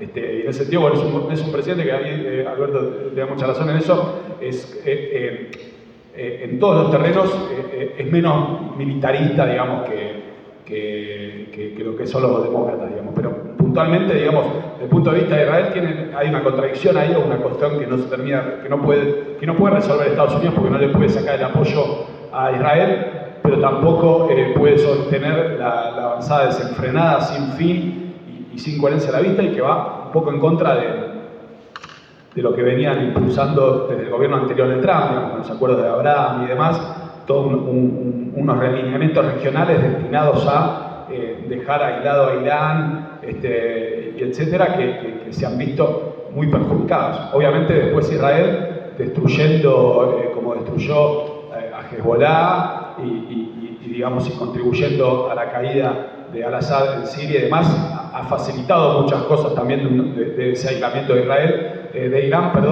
con lo cual eso va un poco a favor de tranquilizar a Estados Unidos, pero todo indica que hoy Israel está teniendo una situación difícil internacional porque esa política, digamos, porque los éxitos militares parciales son éxitos, o sea, en realidad no hay éxito militar porque la estrategia no se logra, es imposible. Hay triunfos tácticos, pero que no se pueden transformar en un triunfo estratégico, y hay un debilitamiento de la posibilidad de sostener una avanzada sanguinaria que va perdiendo apoyo, digamos. Pero Estados Unidos tampoco le suelta la mano, y bueno, en ese marco aparecen estas ideas de Trump, pero son, así como lo dijo, después a los 2 días pasó al olvido, digamos, esa idea de ocupar, digamos, la franja y establecer un protectorado estadounidense. Quedó en la nada eso porque era un delirio, todo el mundo dijo que era un delirio y ahí quedó. Lo cual no significa que no vaya a volver, digamos, porque bueno, son parte de las cosas, de cómo piensa Trump las cosas, y probablemente lo va a seguir diciendo, digamos.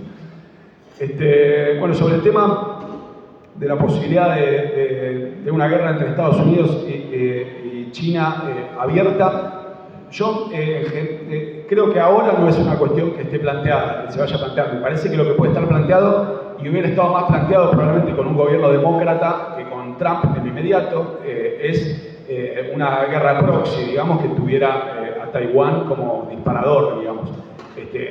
Ahora, hay una dinámica belicista, digamos, donde la guerra se metió mucho más en la propia Europa, con lo que es Ucrania, que por ahora es una guerra proxy, pero es una guerra proxy que está disparando avances militaristas en todos lados.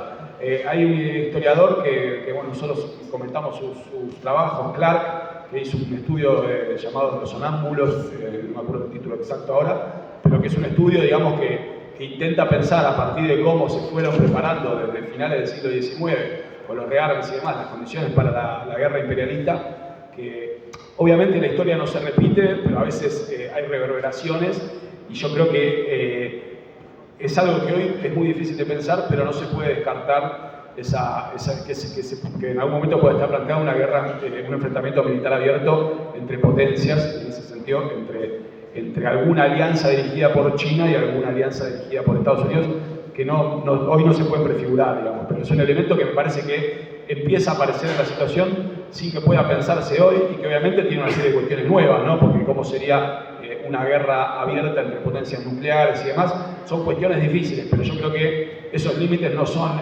absolutos, y de hecho, bueno, la guerra entre potencias nucleares, durante toda la Guerra Fría, hubo muchos momentos donde esa guerra se podría haber transformado en caliente, digamos.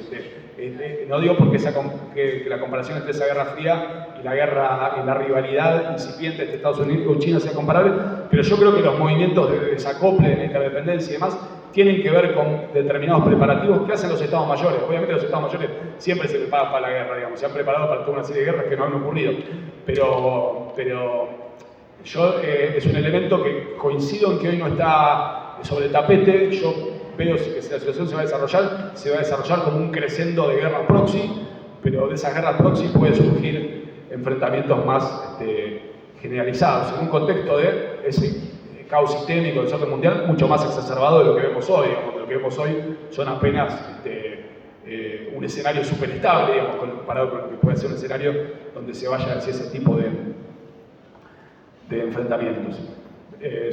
O sea, hoy es más hipotético que otra cosa. Bueno, sobre Milei y qué puede hacer frente a China, bueno, ahí hay un tema fundamental que es lo que podemos llamar la doble dependencia, digamos, que tiene Argentina respecto de China y Estados Unidos, para agarrar tomada prestada la idea de Toclatian, digamos, que plantea esa idea, digamos. Milei quiere alinear a Argentina con Trump, pero la economía lo lleva para el lado de China, digamos, y no solo la economía en general, sino que hoy no tendría las reservas negativas que tiene Argentina, serían mucho más negativas si no estuvieran maquilladas por el swap de China. Parte de lo que quiere Estados Unidos es que Argentina devuelva ese swap a China, ponga fin a eso, y parte de la plata que le dio, o sea, lo que dicen los funcionarios norteamericanos, que lo dicen abiertamente, te prestamos plata a Milei para que vos arregles con China, terminar el swap y a otra cosa. Pero bueno, el swap es una cosa, el swap se le puede poner fin, de hecho son reservas simbólicas, digamos, porque no se puede usar, porque está cubierto justamente por otra deuda, pero el problema es que la soja la compra China, digo, o sea, que las inversiones en infraestructura las hace China, digamos, las bien hacen las empresas norteamericanas. Entonces, ahí hay un límite bastante firme para la política de Milei, que es el que explica los vaivenes. Digo que un día Milei dice vamos a terminar con las represas y toda la cosa y no vamos a tener nada que ver con esos comunistas asquerosos de China, y al día siguiente dice no, me di cuenta de que los chinos son muy generosos cuando se negocia y nada que ver con ser un país horrendo de zurdos ni nada por el estilo. Y al día siguiente Trump le tira la oreja y hace otra cosa contra China, o dice otra cosa contra China, porque dice mucho y hace poco, digo. Y bueno, así va a ser Milei. Yo no creo que pueda definirse mucho en ese conflicto. Ahora, en una situación donde, digamos, este tipo de situaciones y rivalidades hacen que lo que en otro tipo de momentos de rivalidades, como fue el despliegue de la competencia entre Estados Unidos y China durante estos últimos 15 años, donde la billetera venía y China seducía y Estados Unidos no seducía, pero un poco sí, y demás, la posibilidad de arrancar concesiones a ambos lados se puede volver más difícil y puede ser que los dos lados te aprieten para que el alineamiento sea absoluto. Y ahí va a estar difícil la cosa para Argentina, digamos, si pasa eso. Hoy no está pasando del todo, pero cada vez son más duras la cosa. O sea, que venga un funcionario de Estados Unidos y diga, bueno, le estamos dando plata a Argentina, esperamos que se termine eso del swap, es bastante heavy, o sea, es política imperial, no del imperialismo medio encubierto y demás, multilateral, sino de patrón de estancia, digamos. O sea, vengo acá a decirle a estos sudacas que hagan lo que yo quiero, digamos. Entonces, todo eso puede restar márgenes de autonomía para un gobierno hiperendeudado y muy inestable y muy dependiente no dependiente, pero sí muy interesado y necesitado del apoyo norteamericano y del apoyo económico de China, le puede restar márgenes de autonomía y hacer que una situación potencialmente inestable que vive la Argentina, donde, que bueno, también está el otro tema que mencionaba el doctor al principio, de Argentina hoy solo esta burbuja de Milei se sostiene si la situación internacional va para adelante y si algún capital entra y se pueden volver a los mercados financieros y demás. Si no, esta idea de que podemos, tenemos un peso fuerte y podemos veranear en Brasil y sostener la cuenta corriente en rojo sin preocupar y demás, todo eso se va al tacho en 30 segundos, como le pasó a Milei, como le pasó a De la Rúa, como le pasó un poco a Menem en el 94 y en el 97, aunque la situación no llegó a esos extremos, y como pasó tantas veces en la historia argentina, digo.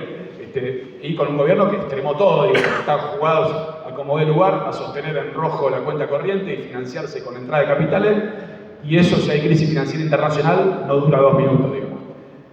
Así que ahí está el gran talón de Aquiles que puede crear Trump, si, como pasó en abril, vuelve los aranceles, vuelve la crisis financiera, se hunden los mercados y todos los inversores hacen huida hacia la calidad, es decir, hacia los activos que se consideran seguros, y eso no incluye ningún activo de Argentina.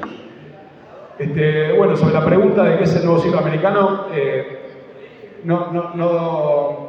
yo lo mencioné como no para meterme mucho en eso, pero básicamente fue un proyecto que no era una cosa necesariamente coherente, pero lo que involucraba centralmente era la idea de que Estados Unidos tenía que aprovechar su rol de superpotencia, sus capacidades asimétricas respecto de cualquier otro competidor y la debilidad de Rusia y demás para crear condiciones que aseguraran la perpetuación de la ventaja de Estados Unidos. Y ese tipo de condiciones eran, por un lado, la idea de que instaurando regímenes democráticos, ahí donde había dictaduras que no eran del todo alineadas con Estados Unidos, se podía mejorar las condiciones.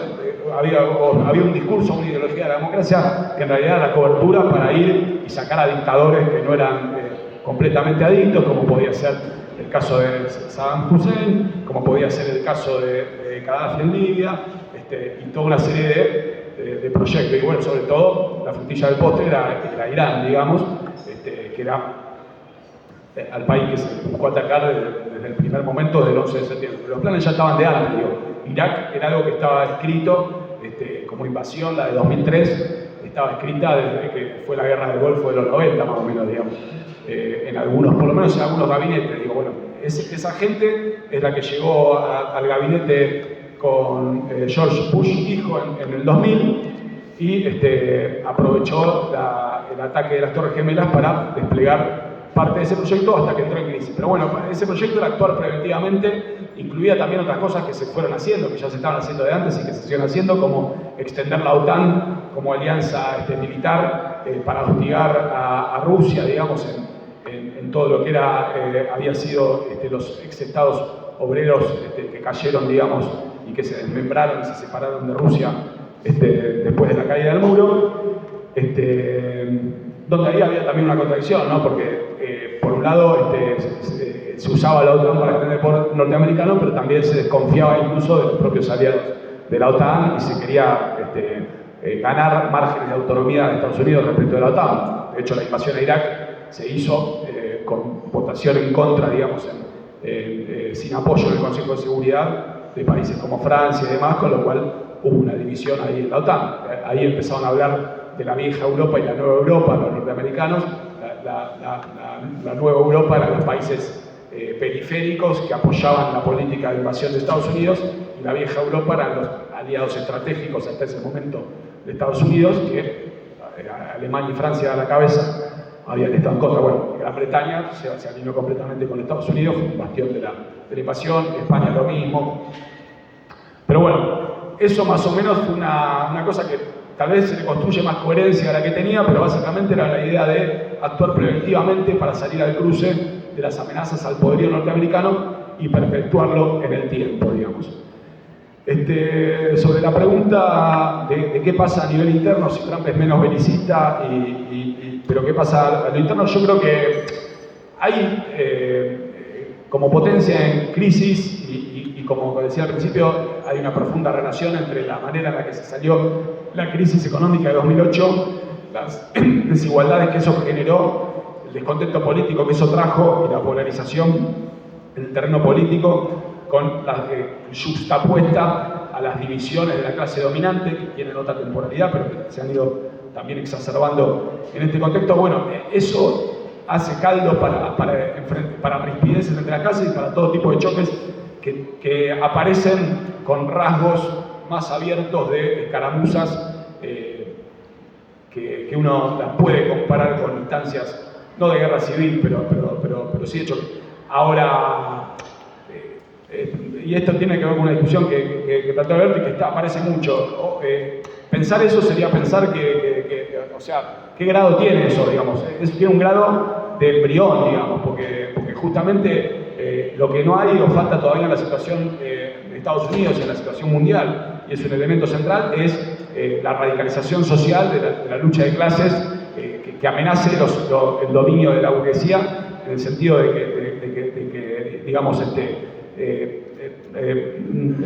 hablar de más de guerra civil sería pensar en términos de fascismo, y para que hubiera ese fascismo tendría que haber amenazas revolucionarias que puedan verse vistas como potencialmente amenazantes para el dominio de la burguesía. Digamos. Los fascismos, que son una guerra civil, digamos, concentrada para destruir las organizaciones del proletariado y demás, se dan cuando se da ese tipo de radicalización política, digamos. Hoy eso no lo estamos viendo porque las enormes crisis que hay y los distintos aspectos de recomposición subjetiva, de intervención de la clase trabajadora o de revueltas y demás, donde lo más radical no se dio en los países como Estados Unidos, sino que se dio en Medio Oriente, se dio en América Latina, en distintos lados, y al nivel de revuelta, digo, no al nivel de revoluciones, con lo cual el dominio de la burguesía no llegó a verse enfrentado con esa gravedad, y entonces eso pone límites a la idea de pensar en esa belicosidad en términos de guerra civil. Ahora, dicho eso, los choques sociales, la agresividad de las fuerzas represivas, los elementos de paramilitares que van asociados a las derechas extremas y demás, son elementos de la situación, pero no se puede comparar con una idea de guerra civil y nada por el estilo todavía, me parece. Y que depende de eso, lo que decía, de los choques entre revolución y contrarrevolución, para lo que hay que prepararse y para construir, digamos, la perspectiva de de la salida revolucionaria, porque sí, esos choques están inscritos en la situación. Digamos, si hablamos de caos sistémico, de más desorden mundial, de policrisis, junto con estas crisis geopolíticas, rivalidades y demás, la lucha de clases va a aparecer de vuelta de manera mucho más radical de lo que lo estuvimos viendo en los últimos tiempos, donde vimos mucha lucha de clases, pero más a nivel de revueltas, y hay que prepararse para que justamente al calor de las nuevas avanzadas, revueltísticas y demás, puedan surgir proyectos revolucionarios con posibilidades de vencer, digamos.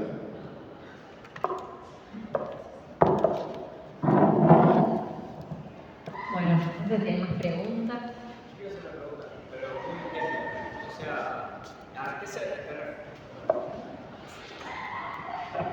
Bueno, no, primero preguntar a qué te referías específicamente por guerra proxy, porque bien, como nombraste guerra civil y todo, guerra fría y todo, en la guerra fría había una característica muy particular de guerras regionales en diferentes puntos que estaban, digamos, ¿no? Bueno, las dos potencias, ¿no?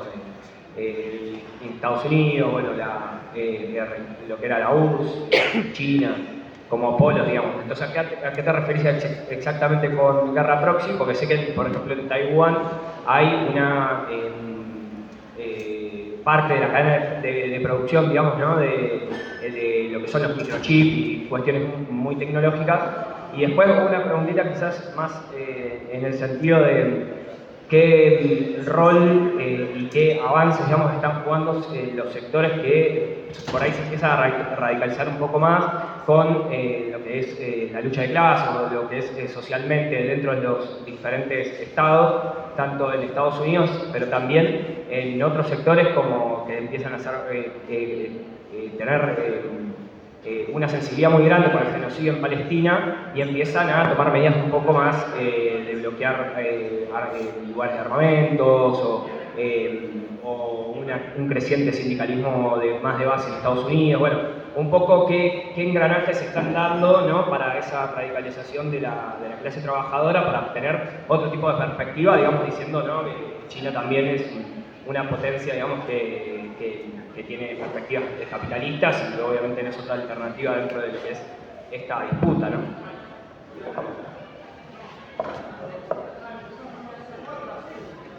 Bueno, lo de guerra proxy, o guerra por procuración, digamos, es concretamente la guerra de Ucrania puede ser mirada como una guerra por procuración, en el sentido de que el enfrentamiento directo es entre Ucrania y Rusia, pero como decía Alberto, todas las potencias, centralmente Europa ahora, porque Estados Unidos declaró que se desentendía, pero centralmente Europa ahora y Estados Unidos durante todo el gobierno de Biden interviene de manera indirecta, digamos, no interviene con sus ejércitos, aunque sí con sus asesores militares y con material bélico generosamente. Digamos. Eso es una guerra por procuración entre Rusia y la OTAN, donde bueno, está la reconfiguración de eso. Y bueno, ahí hay preguntas, digo, porque Trump, aprovecho ahora que para agarrar un poquito porque no lo había agarrado antes, Trump declaró desde el primer momento esto que decía Alberto, una línea, lo puso en caja a Zelensky y se acercó a Trump. Ahora, eso no aseguró hasta el momento que se pudiera concretar lo que Trump dijo en ese momento, que es un acuerdo de paz, porque, yo creo que coincido bastante con algunos análisis que dicen que militarmente la guerra está medio estancada, o sea, en última instancia está prácticamente definida en el sentido de que hay un agotamiento de ambos bandos, donde es muy difícil que nadie pueda ir más allá de donde está ahora, es decir, es muy difícil que Ucrania pueda expulsar a Rusia de Crimea desde ya, pero también del resto de los territorios que ocupó desde 2022, y es muy difícil que Rusia pueda ocupar toda Ucrania, digamos. En ese sentido, el resultado está más o menos dado. Transformar ese resultado en un acuerdo es algo muy complejo, y a pesar de la facilidad con la que Trump pretendió que se podía hacer, me parece que se dio cuenta después de las dificultades, y eso hace que el realineamiento que busca con Rusia sea complicado, digamos, a pesar de que es, como fue en su anterior mandato, hacerlo, digo. Porque Trump lo que quiere es cerrar el capítulo con Rusia, que es muy importante porque ese enfrentamiento con Rusia para un sector de la clase dominante de Estados Unidos, quiere cerrarlo para concentrarse en China. Y entonces ahí aparece la posibilidad de replicar, que que se repliquen. Digo, yo creo que no es la intención de Trump. Yo a Trump lo veo, como decía antes, menos belicista que a otros, que a los demócratas, pero aparece esta idea de vuelta de guerras por procuración, en ese caso vinculadas a Taiwán, digamos. Que, como vos decís, ahí hay otro tema, digamos, que Taiwán mismo en gran medida buscó, como parte de una política de desarrollo económico, transformarse en un polo industrial y logró algo estratégico, que es tener la principal fábrica de semiconductores del mundo, semiconductores que no se pueden hacer en otro lado que no sea en Taiwán, y confió mucho en que eso le iba a blindar de una exacerbación militar que la pudiera tener como objeto de invasión. Yo creo que esa certeza, esa idea de poder lograr a través de que sea demasiado importante económicamente para ser invadido, es una certeza que entra en crisis, digamos, y por eso puede aparecer este escenario de guerra proxy o por procuración que se dé a través de Taiwán, digamos, donde China y Estados Unidos no se enfrenten directamente, pero se enfrenten sí de manera mediada.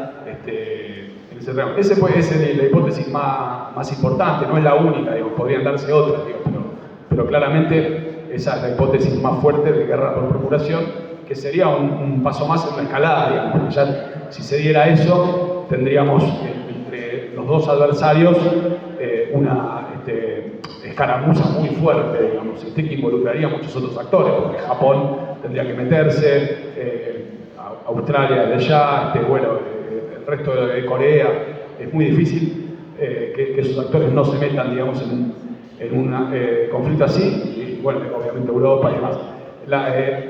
La idea de la cuña, una digresión, digamos, la idea de meter una cuña entre Rusia y China, creo que es otra falacia, digamos, que a sectores de la clase dominante de falacia, es un proyecto inalcanzable, quiero decir que hoy se ve bastante asentada la vinculación entre China y Estados Unidos como para que se pueda reproducir la gambeta que hizo Nixon aprovechando la crisis que había entre Stalin, Stalin ya no, entre Khrushchev y Mao para acercarse, ya tampoco, bueno, no era Khrushchev, pero entre el régimen stalinista y Mao para acercarse a partir de la cumbre que hicieron en el año 72.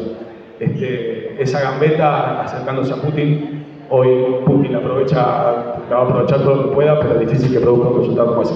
Respecto del otro, para no hacerla larga, yo creo que son elementos muy alentadores de cambio de la subjetividad. Lo que vos planteás en la juventud, creo que la agresividad de Israel ha despertado una nueva juventud contra la guerra, que recuerda un poco lo que pasó a principios del milenio, cuando hubo movilizaciones contra la guerra, sobre todo cuando se venía la invasión a Irak, pero con elementos tal vez de mayor radicalidad política que en ese entonces y más ideologizado quizás, lo cual creo que tiene que ver con la situación, mayor polarización hacia derechas pero también hacia izquierdas, y junto con los elementos de mayor actividad del movimiento obrero son elementos muy alentadores de una cierta posible saltos subjetivos que en una situación convulsionada como esta pueden darse mucho más, digamos, porque toda la situación lleva a más lucha de clase, a más resistencia, y si hay más de esos movimientos que puedan combatir con eso, puede hacer que los horizontes de pensar en términos de salidas antisistémicas se puedan plantear como no están planteados hace mucho tiempo. Así que, ahí llega.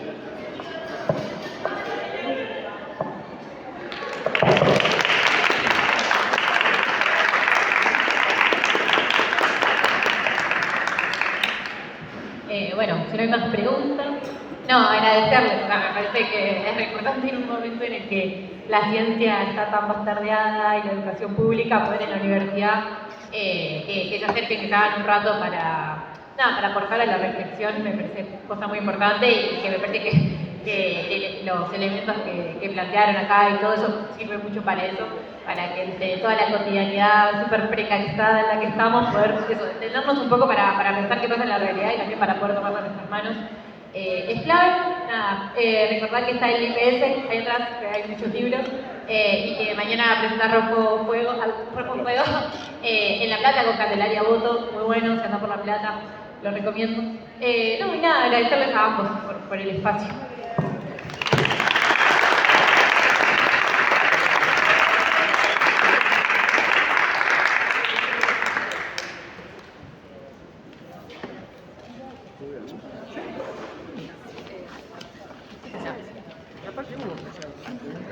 Sí.